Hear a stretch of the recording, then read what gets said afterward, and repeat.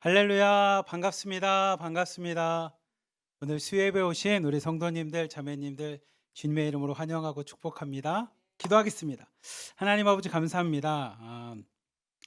주일을 잘 보내고 은혜 가운데 보내고 월요일, 화요일, 수요일 하나님 세상 가운데 살다가 다시 한번 예배드리기 위해 이 저녁에 함께 모였습니다. 주님 이 시간을 축복하여 주셔서 말씀의 은혜가 있게 하여 주시고 무엇보다 나의 삶을 나눴을 때 다른 누군가가 날 위해서 기도하고 위로하고 있음을 깨닫는 나눔의 축복도 있게 하여 주시옵소서. 오늘 수예배 가운데 주님께서 함께 하실 줄 믿사오며 우리를 사랑하시는 예수 그리스도의 이름으로 감사하며 기도리옵나이다. 아멘. 우리 다 함께 찬양하겠습니다. 다시 복음 앞에 우리 찬양하도록 하겠습니다.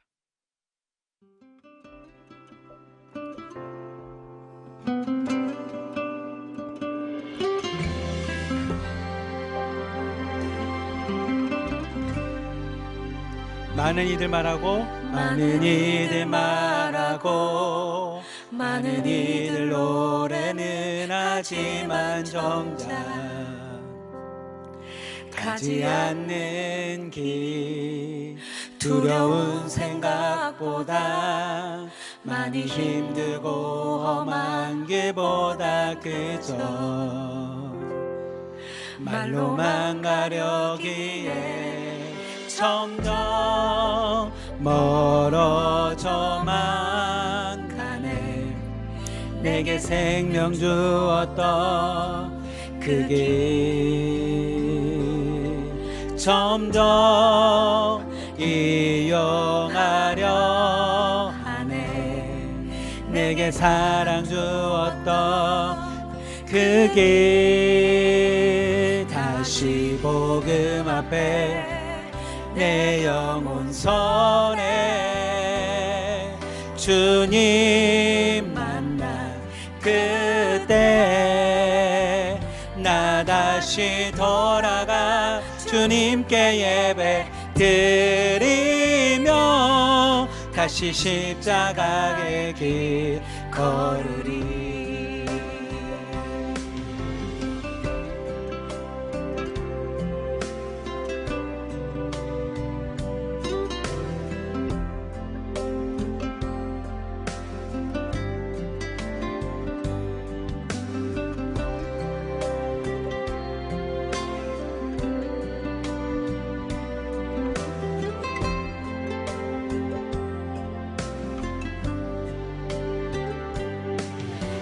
점점 멀어져만 가네.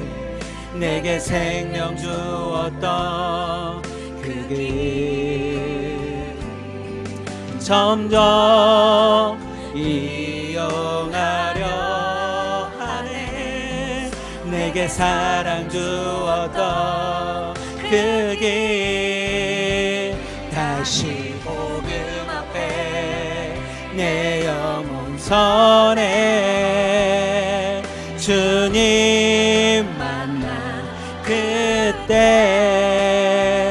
나 다시 돌아가 주님께 예배 드리며 다시 십자가의 길 걸으리. 다시 복음 앞에 내 영혼 선에 주님 만나 그때 나 다시 돌아가 주님께 예배 드리며 다시 십자가의 길 걸으리. 다시 복음 앞에 내 영혼 선에 주님 만나 그때 나 다시 돌아가 주님께 예배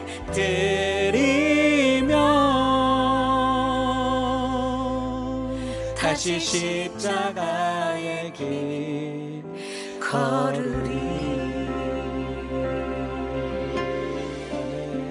다시 한번 복음 앞에 서는 성도님들의 삶이 되길 축복합니다. 아멘. 오늘 함께 말씀을 나눌 게 요한일서 2장 말씀인데 요한일서 2장의 핵심이 뭡니까? 라고 하면 다시 복음 앞입니다. 다시 처음 들은 말씀 앞입니다. 우리 그래서 제목은 처음 들은 복음으로라는 제목으로 여러분과 함께 나누고자 합니다. 우리 지난주에 요한일서 1장에 대해서 우리 김종건 장로님과 같이 우리가 은혜를 나눴는데, 요한일서는 그 앞에 우리가 함께 나눴던 수요예배 때 말씀을 나눴던 다른 성경들과는 약간 다른 차이가 나 있습니다. 뭐가 차이냐면, 앞부분에는 어떤 문제가 있었냐면 외부의 문제도 있었고 내부의 문제도 있었습니다. 무슨 얘기냐면, 외부로는 로마의 박해라고 하는, 마치 여러분 중국에 있는 여러분과 똑같이, 북한에서 생활했던 조선에 있었던 여러분의 삶과 똑같이, 무슨 기독교인 그 이상한 종교 믿어라고 핍박받듯이 정부나 나라나 국가로부터 핍박이 있었던, 당시에는 로마라고 하는 나라와 로마 황제로부터 핍박받았던 이 외부로의 핍박도 있었다면, 내부적으로는 사람들을 미혹해 하는 영지주의라든지 이상한 종교들에 의해서 사람들이 여기서 분열이 일어납니다. 근데 그 앞부분에 사실 영지주의보다 더 큰 분열이 뭐였냐면, 유대인들과 헬라인 기독교인 사이에 율법이냐 은혜냐 이런 분열이 일어났던 것처럼, 그래서 외부로는 로마라고 하는 나라로부터의 박해, 내부적으로는 율법과 은혜 아니면 영지주의라고 하는 것들부터 내부적인 문제가 같이 있었다면, 요한일서는 외부의 박해에 대한 이야기는 하지 않습니다. 왜냐하면 외부의 박해보다 지금 더 시급하고 중요한 일이 있습니다. 그 뭐냐면 내부의 분열이 일어났습니다. 내부의 분열. 그 내부의 분열의 핵심은 뭐냐면, 율법입니까 은혜입니까 이런 주제가 아니라 누가 등장하기 시작했냐면, 그리스도를 대적하는 존재들. 우리는 그거를 5글자로 적 그리스도라고 표현합니다. 그리스도, 그러니까 예수님이 구세주, 그리스도가 구원자라는 뜻이거든요. 예수님이 구원자라고 하는 그 그리스도를 대적합니다. 예수님이 구원자라고 했던 그 우리가 말하는 복음을 대적하는 존재가 등장합니다. 그 존재를 우리가 뭐라고 표현하냐면, 요한 1서에 등장하는 표현, 오늘 읽었던 요한 1서 2장에 등장하는 적 그리스도라는 단어로 설명을 합니다. 우리 함께 요한 1서 2장 18절, 19절, 26절 요거 먼저 읽고 한번 봅시다. 같이 봅시다. 시작.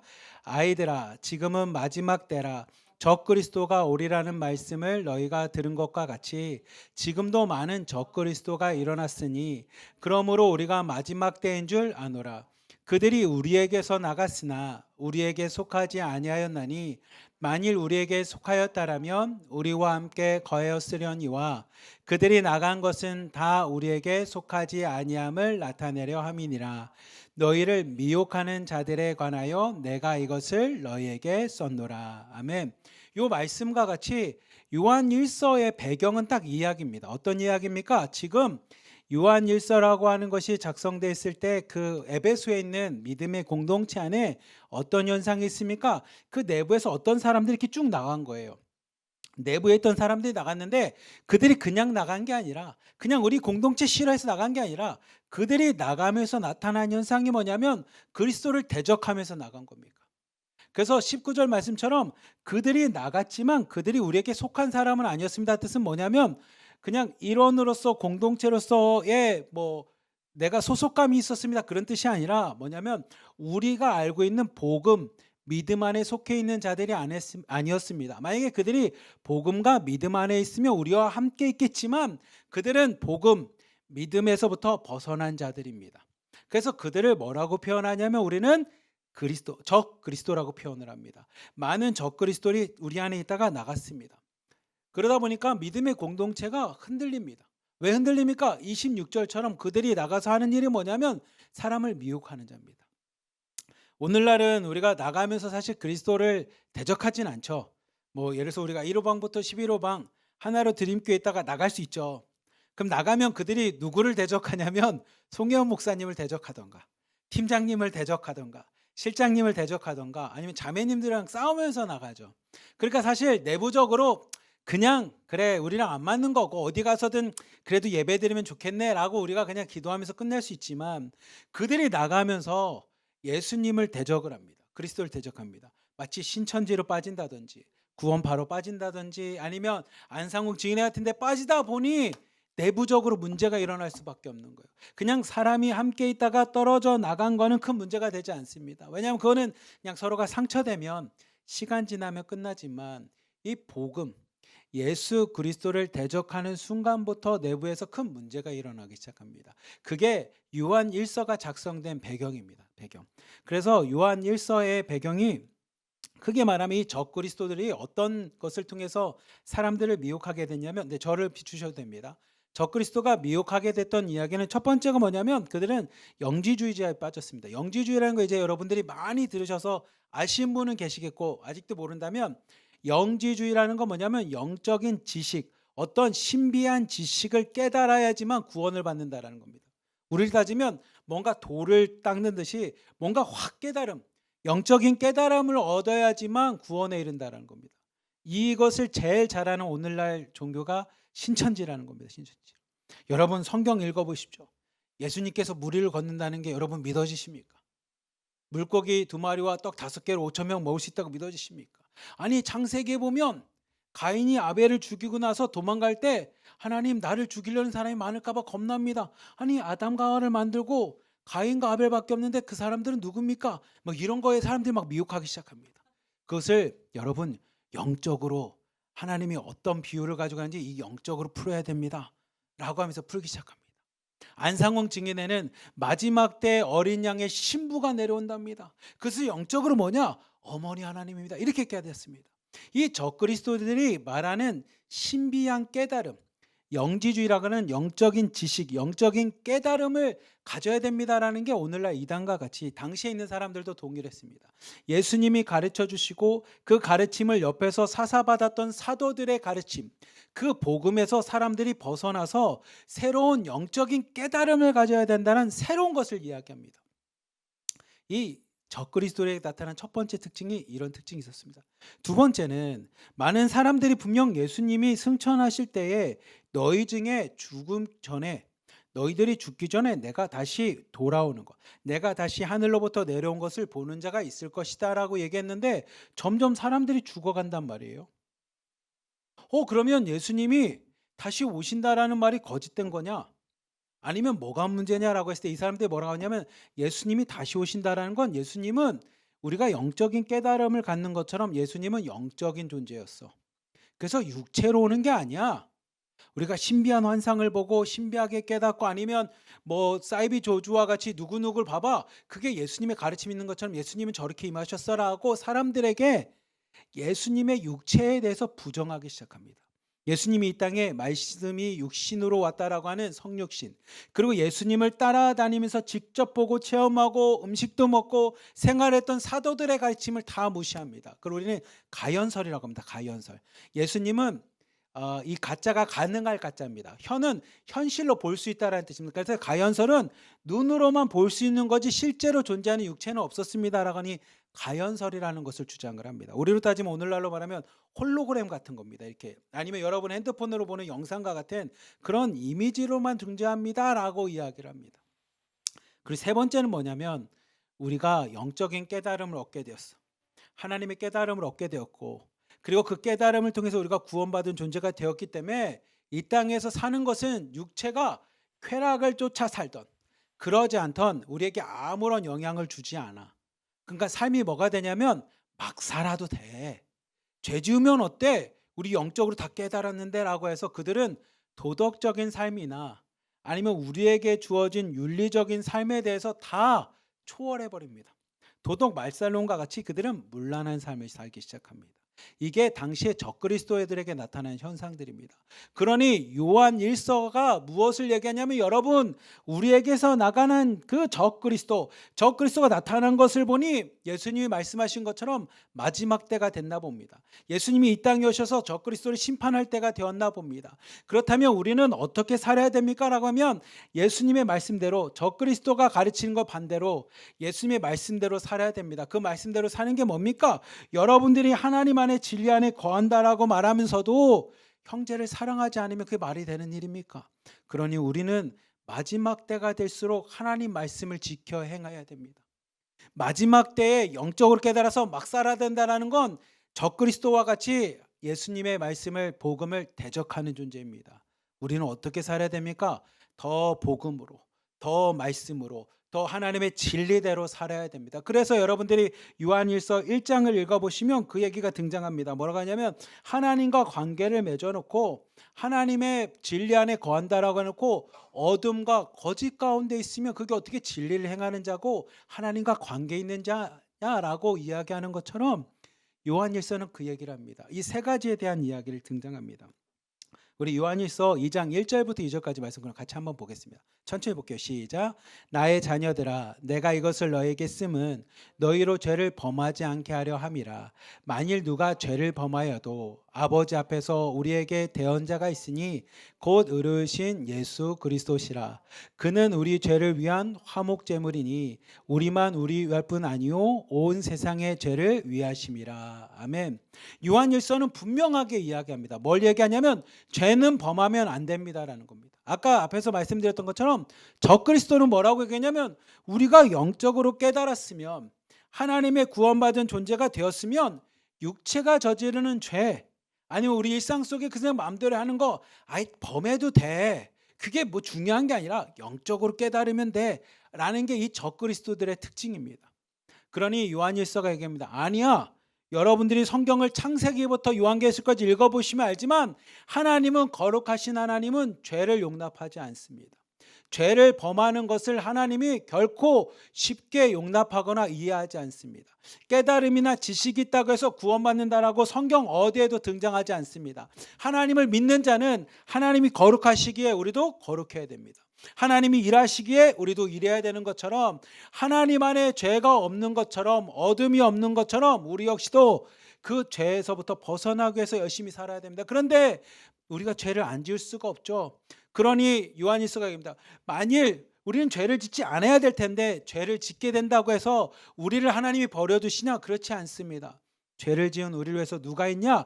대언자, 우리를 대신해서 하나님 앞에 하나님 이 영혼이 우리 성경에 있는 말처럼 마음은 원이로 돼 육신이 약해서 죄를 지었습니다. 하지만 내가 이를 위해서 십자가를 지지 않았습니까? 내가 이를 사랑함으로 십자가에서 대속하지 않았습니까? 라고 해서 우리를 대언하시는 곧 의로우신 죄가 없으셔서 우리의 죄를 속죄해 주신 그 예수 그리스도가 계시다라는 것. 그 예수 그리스도를 우리가 다시 한번 믿음으로 그 예수 그리스도 앞에 회개함으로 돌이킬 수 있는 은혜를 주셨다라는 겁니다. 그래서 그 예수님은 우리의 죄를 위해서 무엇으로 오셨냐면 화목 제물로 오셨다라는 겁니다. 근데 재밌는 건 이 화목 제물입니다. 한 장 넘겨보시면 제가 제물에 대한 걸 정리를 해봤는데 여러분들이 구약 성경을 읽어보시면 레위기 말씀이나 여러 개를 보면 혹시 없나요? 네. 수정본이 아니었나 보다. 죄송합니다. 수정본이 아니었나 봐. 그냥 제 화면을 띄워 주십시오. 구약에 보면 5가지 제사가 등장합니다. 5가지 제사. 첫 번째가 번제입니다. 번제는 뭐냐면 동물을 온전히 그냥 다 사르는 겁니다. 제물을 다 살라서 하나님 앞에 헌신과 충성입니다. 내 모든 게 하나님 것입니다라고 하나님 앞에 드려지는 걸 번제라고 합니다. 그리고 소제라는 게 등장하는데 소제는 내가 짐승을 잡을 수 없을 때 고운 가루를 빠서 내 자신의 헌신과 하나님 앞에 감사한 마음을 가지고 이거를 곱게 빱니다. 그리고 곱게 빻은 걸 기름이라든지 유향이라든지 같이 해서 하나님 앞에 곡식으로 드리는 걸 소제라고 합니다. 그리고 속죄제라는 게 있습니다.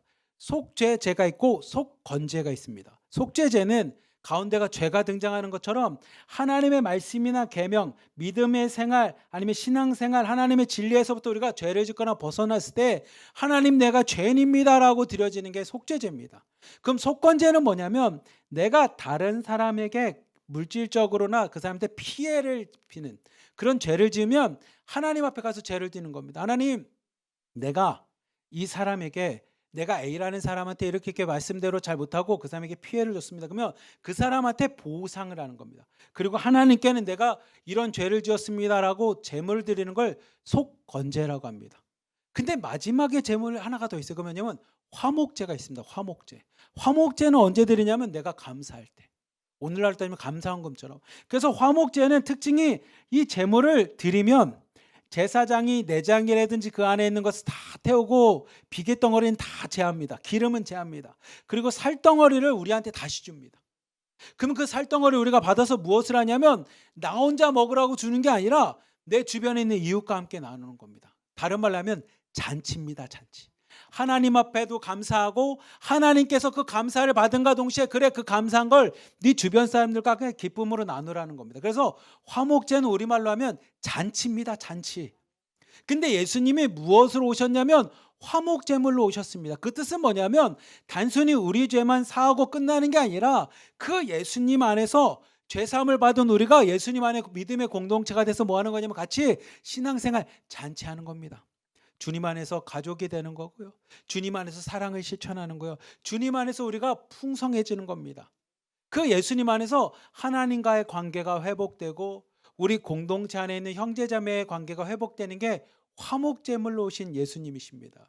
그래서 여러분들이 성경을 읽어보시면 예수님은 속죄제의 제물로 오셨습니다라는 단어도 있지만 대부분은 화목제물로 오셨다라는 표현을 합니다. 이유가 뭐냐면 여러분들이 에베소서 읽어보시면 하나님과 인간 사이에 막힌 담도 하셨지만 인간과 인간 사이에 막힌 담도 허신 예수님, 그게 화목제물로 이 땅에 오셨다라는 겁니다.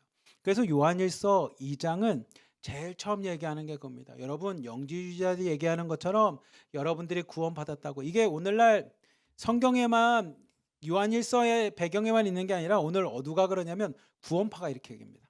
당신이 구원받았으면 아예 그 다음에는 구원에 해당되는 거에 영향을 주지 않죠. 그래서 구원 증서를 줍니다.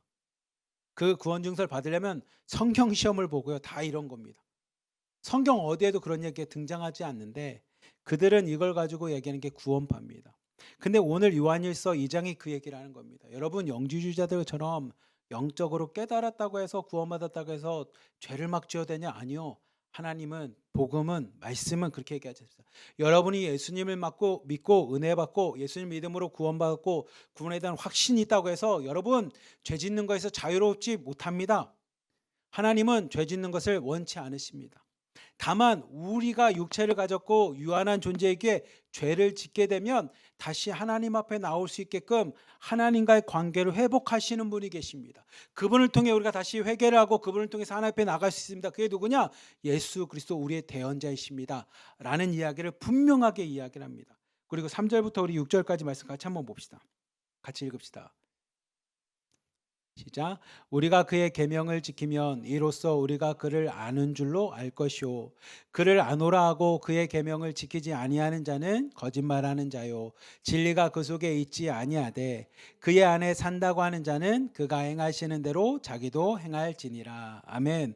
오늘 요한일서 2장이 딱 이야기합니다. 여러분 요한일서 1장 6절 말씀을 보면 6절 말씀이 이렇게 있습니다. 하나님과 사귐을 갖는다고 하고 하나님과 사귄다라고 이야기해놓고 어둠에 거하며 거짓말하는 자, 진리대로 행하지 않은 자는 거짓말하는 거라고 이야기하는 것처럼 요한일서 2장이 다시 한번 그것을 강조합니다. 하나님의 계명을 지키는 자는 누구냐면 하나님을 아는 자입니다. 그래서 우리 예전에 시드니 영락교회 목사님이 오셔서 이런 얘기 하셨어요. 여기 강대상에서. 여러분 믿음이 뭔지 아십니까? 제가 이것 때문에 고민을 많이 하고 제 나름대로 결론 내는데 만약에 제가 이곳에 선다면 여러분 꼭 이렇게 얘기해 주십시오. 믿음은 뭡니까? 하나님을 아는 것입니다. 여러분 기억하십니까? 요한일서 2장이 그 얘기하고 있습니다. 하나님의 계명을 지키는 자가 누구냐? 하나님을 아는 자라고 우리가 믿는다라는 겁니다. 하나님을 안다라는 건 그의 계명대로, 그의 진리대로, 그의 말씀대로, 다른 뜻을 하면 여러분을 향한 삶의 목적대로, 여러분을 향한 비전대로 살아가는 존재라는 겁니다. 근데 내가 그것을 안다고 해놓고 하나님의 말씀을 지키지 않는 자는 4절 말씀처럼 거짓말하는 자입니다. 진리가 그 속에 있는 자가 되지 않는다라는 겁니다. 그래서 요한일서 2장은 그 얘기를 분명하게 합니다. 그리고 8절, 9절, 10절 말씀 같이 한번 읽어봅시다. 같이 읽읍시다. 시작. 다시 내가 너희에게 새 계명을 쓰는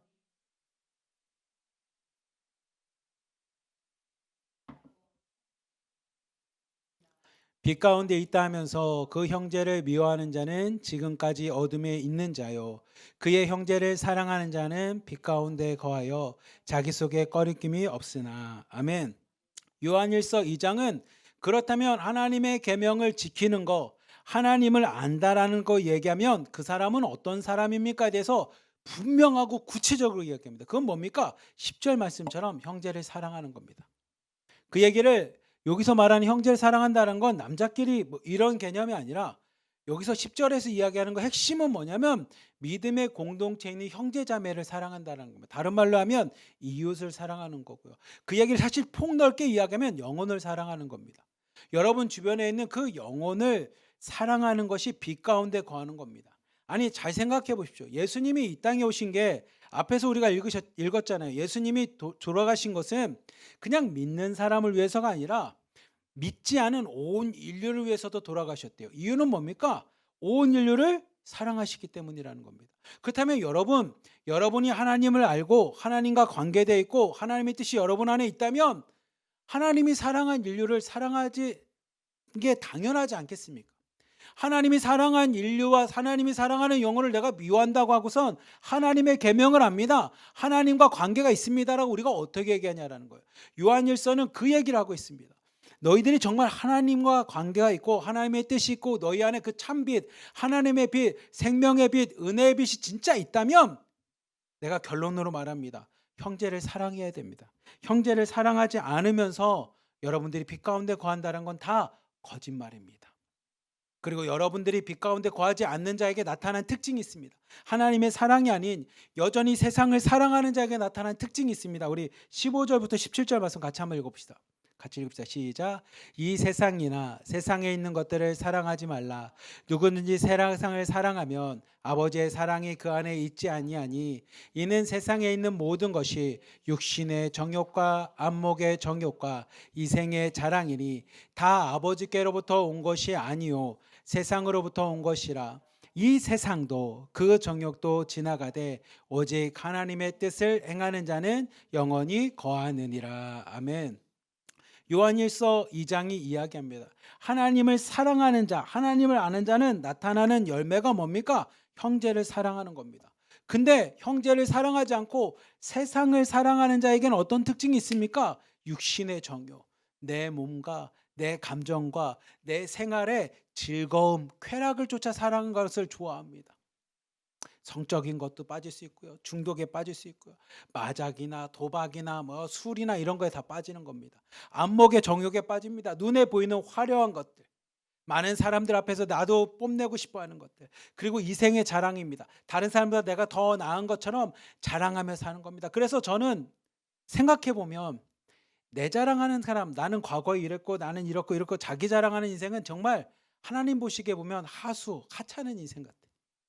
오히려 하나님 보시기에 깊은 인생은 어떤 생애냐면 자신의 부끄러움, 상처를 얘기하는 겁니다. 사도 바울처럼. 왜냐하면 자랑은 여러분을 성장시키지 않습니다. 자랑은 여러분을 그 자리에 머물게 됩니다. 아니 그 과거에 자랑하던 때로 다시 여러분을 돌이킵니다. 하지만 상처를 얘기하는 사람, 부끄러움을 얘기하는 사람은 그 부끄러움과 자기들의 상처가 여러분을 성장시켜줍니다. 여러분 한번 인생을 돌아가 보시죠. 우리도 이제 살 만큼 사는 사람들 한 번쯤 인생을 잠깐 뒤돌아보십시오. 여러분에게 상처가 됐고 아픔이 됐던 게 여러분을 성장시키셨지. 여러분들이 자랑하며 살아갔던 그 자랑이 여러분을 성장시킨 것 같습니까? 아니요. 그거는 여러분을 과거에 있는 우울하게 만드는 것밖에 되지 않습니다. 오늘 요한일서 2장이 딱 그 얘기를 합니다. 우리가 자랑해야 될 것은 육신에 있는 것을 자랑하는 거 아니고 세상 모든 것들은 다 지나가지만 하나님의 뜻대로 행하는 거. 내가 부끄러웠지만 하나님의 은혜로 구원받았습니다.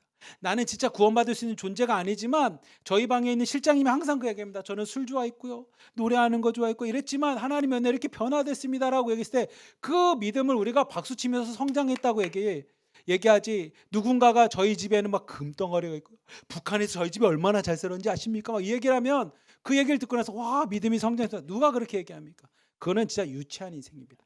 아주 하주의 인생입니다. 오늘 요한일서가 딱 그 얘기를 합니다. 그리고 마지막 때의 적그리스도에 대한 이야기 18절부터 19절 그리고 24절까지 한번 같이 읽어봅시다. 시작. 아이들아 지금 마지막 때라. 적그리스도가 오리라는 말을 너희가 들은 것과 같이 지금도 많은 적그리스도가 일어났으니 그러므로 우리가 마지막 때인 줄 아노라. 그들이 우리에게서 나갔으나 우리에게 속하지 아니하였나니 만일 우리에게 속하였다라면 우리와 함께 거하였으려니와 그들이 나간 것은 다 우리에게 속하지 아니함을 나타내려 함이니라.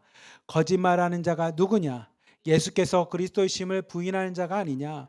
아버지와 아들을 부인하는 그가 적그리스도니 아들을 부인하는 자에게는 또한 아버지가 없으되 아들을 시인하는 자에게는 아버지도 있느니라. 너희는 처음부터 들은 것을 너희 안에 거하게 하라. 처음부터 들은 것이 너희 안에 거하면 너희가 아들과 아버지 안에 거하느니라. 아멘. 22절 띄워놔 주십시오. 적그리스도는 어떤 사람입니까?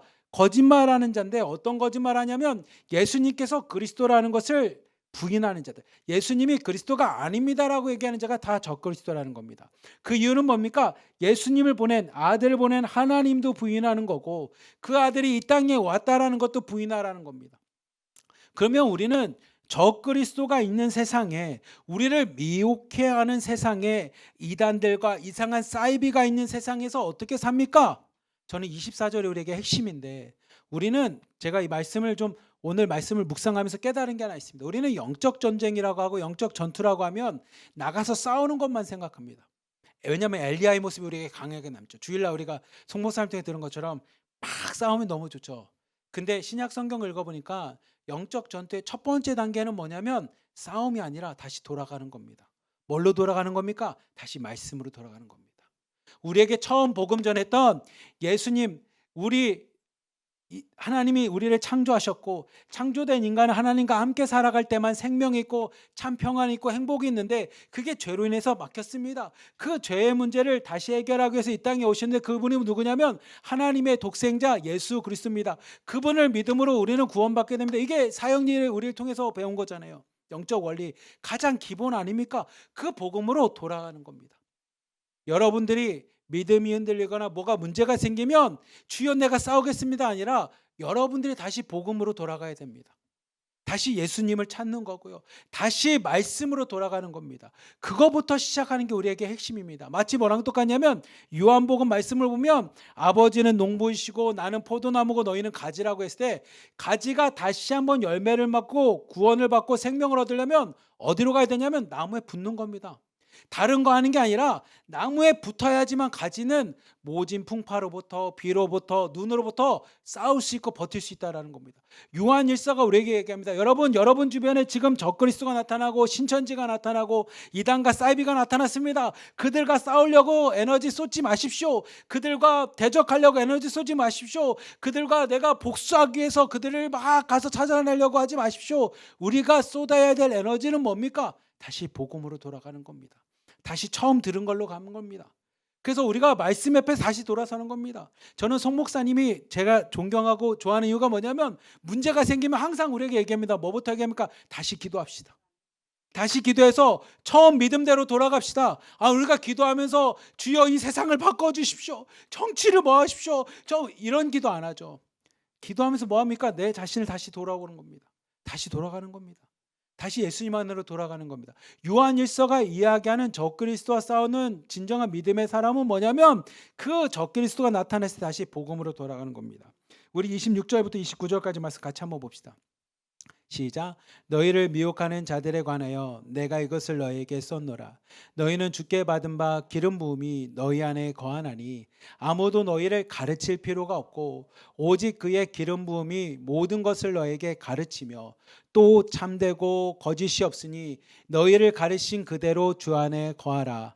자녀들아 이제 그의 안에 거하라. 이는 주께서 나타내신 바 되면 그가 강림하실 때 우리로 담대함을 얻어 그 앞에서 부끄럽지 않게 하려 함이라. 너희가 그가 의로우신 줄을 알면 의를 행하는 자마다 그에게서 난 줄을 알리라. 아멘. 26절 한번 27절 말씀 보십시오.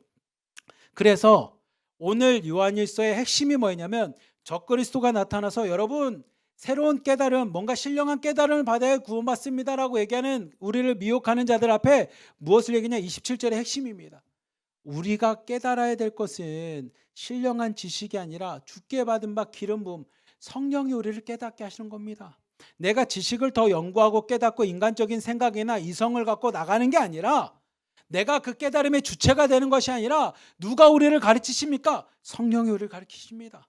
누가 우리에게 알게 하십니까? 성령이 우리를 알게 하십니다. 누가 우리를 참된 진리로 이끄십니까? 성령이 가르쳐 주십니다. 그러니 여러분 다시 복음 앞으로 가서 여러분에게 임하시던 하나님의 성령 안에서 여러분이 행하시면 됩니다. 다른 무엇에 미혹되지 마십시오. 이게 요한일서 2장이 이야기하는 겁니다. 제가 결론을 한번 봅시다. 표를 만들었는데 요한일서 2장에는 이 적그리스도와 예수 그리스도에 대한 겁니다. 적그리스도는 예수님께서 그리스도이심을 부인하는 겁니다. 여러분 중에서도 예수님이 나의 구원자라는 걸 부인한다면 그게 적그리스도입니다. 아들을 부인하는 겁니다.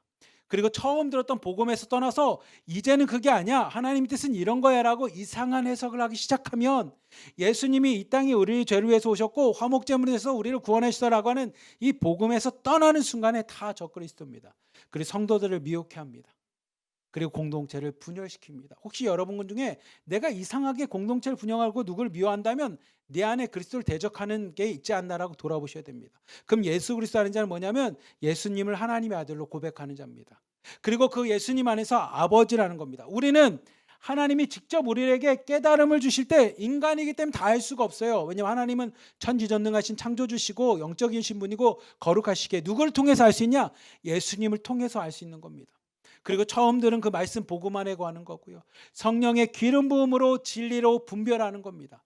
그리고 마지막으로 그리스도 안에 거하는, 예수님 안에 거하는 것이 예수 그리스도 안에 거하는 우리 기독교인의 삶입니다.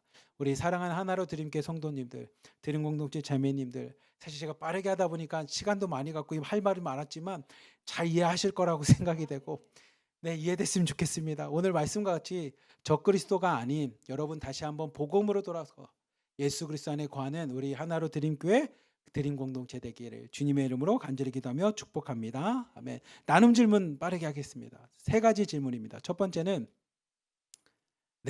아직 내가 버리지 못한 육신의 정욕과 안목의 정욕과 그리고 이생의 자랑이 있다면 무엇이 있는지, 아직 난 이걸 못 버렸습니다는 걸 얘기합시다. 그리고 내가 생각하는 그렇다면 적그리스도는 어떤 존재인지도 한번 얘기해 보고요. 적그리스도와 미혹하는 자들 속에서 당신은, 여러분들은 어떻게 믿음을, 신앙을 지킬 수 있는지 함께 나눔하도록 하겠습니다.